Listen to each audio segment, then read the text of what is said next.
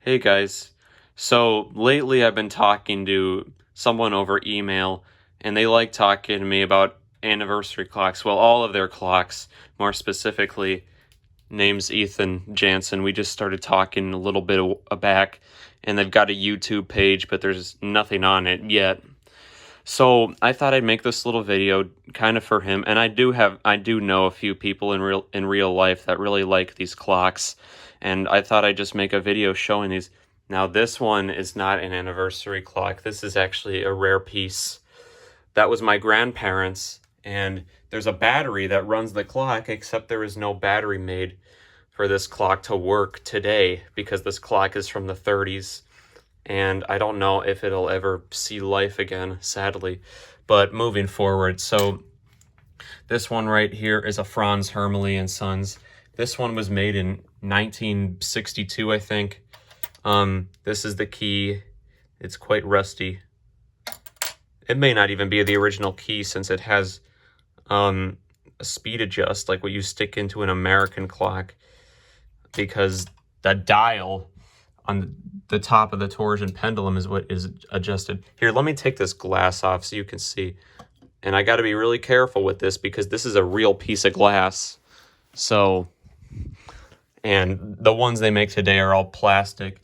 And as you can see, that torsion pendulum is going around, and then that twists the suspension spring in such a way that it moves the verge with that fork.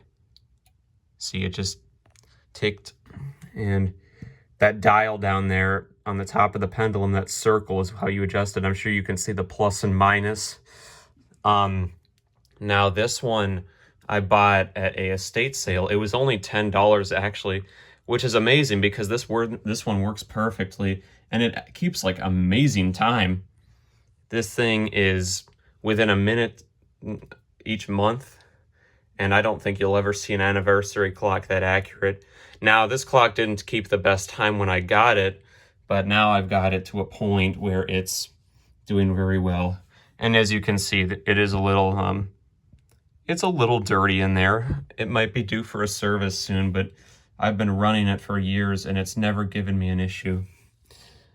You can see that the pendulum is not centered in the cup, but it is close and it does not stop, so I don't consider it an issue. So that's that guy right there. Now this one is a Kundo anniversary clock. This is a very common model, and this one does need some work. It doesn't stop exactly. Well, it has stopped a few times, but this one was donated to me by someone who just didn't want it, or nobody in the family wanted it, so they gave it to me. And you can see how little pendulum swing there is, and as a result, that's speeding up the clock. Now, it could be a variety of different things. It could be it has the wrong suspension spring. It may have too powerful of a mainspring. It may just be worn, and there's not much power getting through the train, and so it's just making the pendulum not have as much amplitude, and therefore it speeds up the clock. This clock actually gains about 2 hours a day, which is really crazy. I'm going to take the top off of this guy as well, but I'm going to be real careful when I take it off. And I'm going to put that aside. Here's the movement on this guy. I mean, they all kind of look the same, the movements. But one day I'll get to this guy and hopefully he will work. You can see it's already gaining quite a bit of time as I'm filming this. But my anniversary clocks are not rare by any means, but I just have them because, well, to have them, and because I really like the one that's I'm going to show you next. This right here is my 1000 day clock by Schatz. This one was made in 1954, I think, and runs for 1000 days instead of 400, which explains the huge mainspring barrel. I'm sure that thing has a very large spring inside of it. Now, I got this clock from a friend as a birthday present.